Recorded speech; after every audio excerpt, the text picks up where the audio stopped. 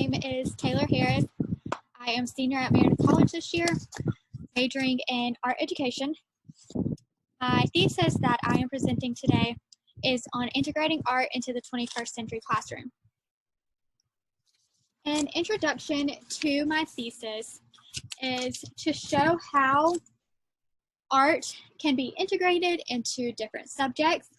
The purpose of this thesis is to show how arts integration is an impactful part of student learning and to show local teachers' opinions on how art can expand learning in their core classrooms.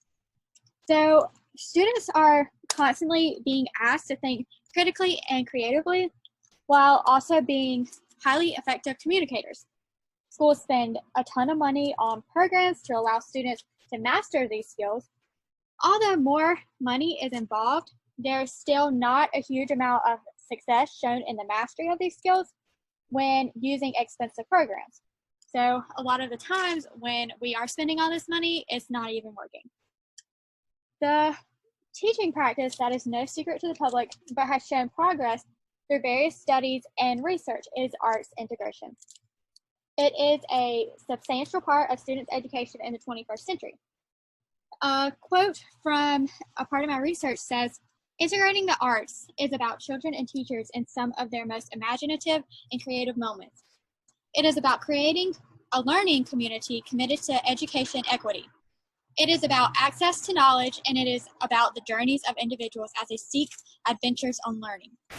So through the arts, kids are constantly learning about new materials, experimenting for themselves, rather than sitting down, learning curriculum, but not understanding it. The arts allow students to use their imagination and learn all the different core subjects that they're taught, but learn it in a different way. They're able to use hands-on activities and kind of research for themselves what they want to learn and what they are supposed to learn.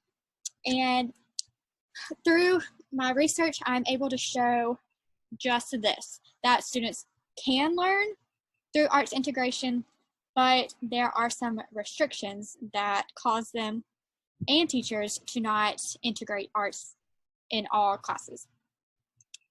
So some of these restrictions and just a statement of the problem of arts integration is budget costs, time constraints, and required curriculum that the teachers are told to teach pretty much. So I will go into more detail about all three of these problems, but these are the main ones that stood out to me when the teachers were filling out the survey and the research that I had asked them to fill out. The overall goal and rationale of my thesis was to show research on how arts integration is beneficial to students' learning. I have incorporated many lesson plans that integrate the core subjects into art or art into the core subjects. And overall, arts integration can sometimes be more beneficial and worth instructional time if students are understanding the content. So sometimes it's worth that effort and extra time that you have to put in for supplies and to understand the materials that you're using. A lot of times it is very beneficial to the students and their understanding and comprehension if you were to put in that time rather than just teaching the subject and they not actually understanding what is being taught. So here I will touch on the lesson plans that I have incorporated into my thesis. I will start with how I have integrated art into science or science into art. Some of these lesson plans are integrating art into science and some are integrating science into art. So I have written out 3 lesson plans for each core subject, which the core subjects are science, math, English language arts or ELA, and social studies. And for the first core subject, I am touching on science, and I will kind of briefly go over the 3 different lesson plans that I have written and have included into the thesis. So for grades K through first, I have chosen a fish weaving project, and in this lesson, students will be creating fish, and while they're creating fish, they're learning about the anatomy, the parts of the fish, how fish live, all the different points that they need to know about fish. But while they are learning about fish, the art portion of this project is to learn about weaving. So students will be weaving in their fish, and as they are weaving, they are learning about fish while also learning about the weaving. So those are the two parts of this lesson. For second to third grade, I have created a lesson that focuses on the life cycle of snakes. The students will touch on the life cycle of snakes and kind of summarize the 4 different parts of the life cycle. That would be birth, developing into an adult, reproducing, and aging and death. The students will create all 4 of these stages while focusing on snakes. After they have created these 4 pieces, they will be creating grass by mixing blue and yellow, which creates green. They'll be learning how to mix colors, and they'll be painting a piece of paper, which will represent the grass. And after creating that piece of paper, they'll cut it out to show their grass, and we'll also be creating a loom out of the grass. And after the grass is created, they will take their 4 pieces of the snake life cycle that they've learned, and they will weave it through the grass. So once they get to the snake part, they will have a snake in the grass. That is the product that they will be producing for the life cycle lesson plan. And for 4th and 5th graders, I have a more challenging lesson plan that I've created, which focuses on geodes. The students will be using clay while also weaving inside the clay. So the students will be, they'll get a piece of clay, and they will learn about the clay, where does clay come from, the kiln process, and then they will be able to create a geode out of the clay. They'll cut inside the clay a small circle, and once the clay goes through the firing process, once they've glazed it, the students will be creating a loom, a circular loom, and weaving in the middle of their geode, and that will create their geodes. The students will be learning about geodes, what they are, what they do, while also learning about the art processes. So next we have math integrating into art, or art integrating into math. And the 3 different lesson plans that I have chosen for this core subject are all 3 art history based lessons. So for my first lesson, kindergarten through 1st grade, the students will be focusing on Frank Lloyd Wright, who is known for his stained glass creations. The students will be looking at the stained glass creations and defining different shapes that they might see in there.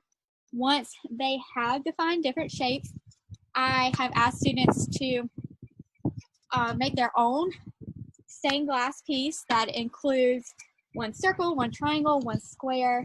The students are just getting to know their shapes a little better during this project.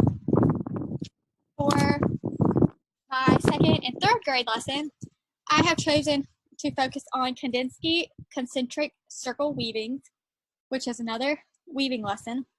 The students are focusing on Kandinsky circles that he is known for by taking paper plates. They'll be painting the paper plates in a concentric circle, just like Kandinsky did. And after we've talked about the artist and after they've painted their plate, we'll be cutting the plate, and they will be warping a loom onto their plate. So they'll be learning about concentric circles while also learning about the weaving process. And for my 4th and 5th grade lesson that integrates art and math, I will be focusing on Mondrian, who is known for his square rectangle pieces. Very simple, has lines, uses a lot of primary colors.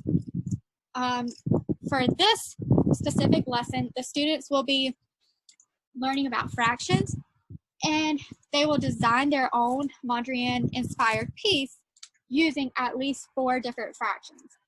So the students may draw a rectangle and say they're calling it 1/2. So they would divide the rectangle into 2 parts and maybe color one square after it's divided into a rectangle, one part of it red, and then the other part stays white.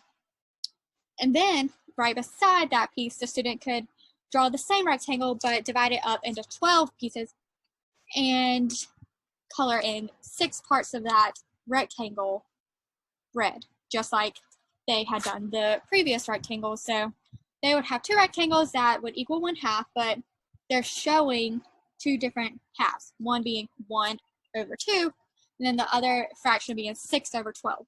But they're showing how those are equivalent. So the students would just create their own Mondrian inspired piece using different fractions. Third, we have English Language Arts, or ELA, integrating into art, or art integrating into ELA. A lot of times in my lessons, I like to incorporate a small literacy piece, which would be just reading a short story to the students or having a small vocabulary lesson right before we actually dive into the art part. So for my kindergarten first grade lesson, I have created a lesson called It's Okay to Be Different, and I will show read aloud for the book It's Okay to Be Different. The students will be learning about secondary colors and mixing colors and how we can use these colors to create a small self-portrait. So the students are introduced into a literacy portion while also being introduced to their self-portraits while using secondary colors. For second and third grade, I am introducing the principles of design. The students will draw out or write out the principles, each principle of design, and beside the word, they will draw a picture to represent that principle of design. In this lesson, the students will also be using movement. So this lesson is focusing on vocabulary words and how we can show the words that we've used in our own art. And for fourth and fifth grade, the students will be creating a torn paper autobiography. So the students will be focusing on their using torn paper to create an autobiography of themselves. They'll be researching self-portraits, using mirrors to see themselves. They'll be ripping paper, creating this self-portrait, and after they have created the self-portrait, they will be writing their own autobiography, just kind of giving a brief bio about themselves, talking about themselves, what they might want to be when they grow up, what they're doing, their hobbies, stuff like that. And lastly, we have social studies and art lesson plans. These lesson plans are focusing mainly on the social studies standards in North Carolina. So for kindergarten first grade, we have jelly print seasons. The students will be identifying all 4 seasons by creating a piece of art using jelly plates. So students are focusing on the seasons while also focusing on jelly plates and what printmaking is and that process. We'll talk about color schemes of each season, what the 4 seasons are, how the seasons change, all that stuff. For second and third grade, we'll be focusing on communities, and this is a project that I have seen being done in the school that I have student taught at, and the students will be making cardboard houses or places focusing on things around the community. So maybe their fire station or a coffee shop in the community that they live in, and they'll be using collaging and cardboard to make that creation come about. And then for 4th and 5th grade, we'll be focusing on North Carolina, which is a big standard that is taught, especially in 4th grade. The students will be creating stamps by incorporating North Carolina symbols, North Carolina communities, counties all around North Carolina. They will have to draw the places out, the brands that were invented in North Carolina, and create a stamp. So now to touch on the teacher response findings when I did research this subject. I found when art is integrated into all subjects, students are allowed to be creative, dig deeper, and build skills they would not have any other way. Many teachers believe arts integration is an important part of students' cognitive, social, emotional, and social learning. Though they think this, only a few teachers are using art in their classroom. So art is not a priority right now in the classrooms. This research, I had 32 participants. They were all teachers from grades K through 5, from different counties and different types of schools in North Carolina. They did fill out a Google form that I had sent out, and there are 5 questions along a scale that they chose from, and then 2 free response questions. So for question 1, the teachers said, the statement was, beliefs on the use of art integration towards student cognitive, social, emotional, and motivational learning. Does the use of art impact these developmental skills? And the teachers were to say they strongly agree or they strongly disagree. And from these results, you can see that 22 participants said they strongly agree art impacts these skills. Question 2 asks or says, beliefs that teachers lack enough time in the classroom to use art as a learning strategy in the classroom.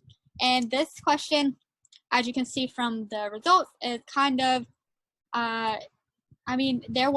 most teachers did say they did not believe there's enough time, but we also had some teachers say there's ample time to use art as a learning strategy.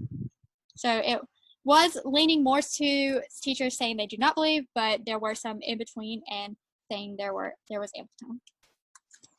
Question 3, how constrained do you feel by the goals of the curriculum you teach?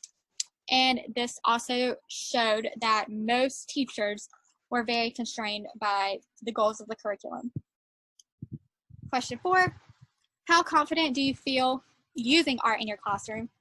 And most teachers replied as if they were indifferent about using art in their classroom. This could be because they don't know how to use the materials, they've never been taught, or it's just a foreign subject to them. Question 5, have you ever attended a professional development workshop on integrating art? And we had 68.8% of teachers say they have not attended a workshop, which could be a factor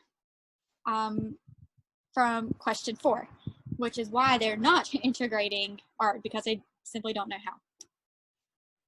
So to conclude, it is clear to see, based off the teacher responses, arts integration allows students to engage individually, comprehend the content teachers are teaching.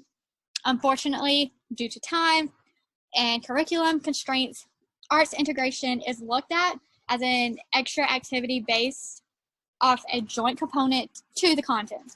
As teachers, we must be able to create a balance and allow our students to grow creatively while still teaching curriculum and content.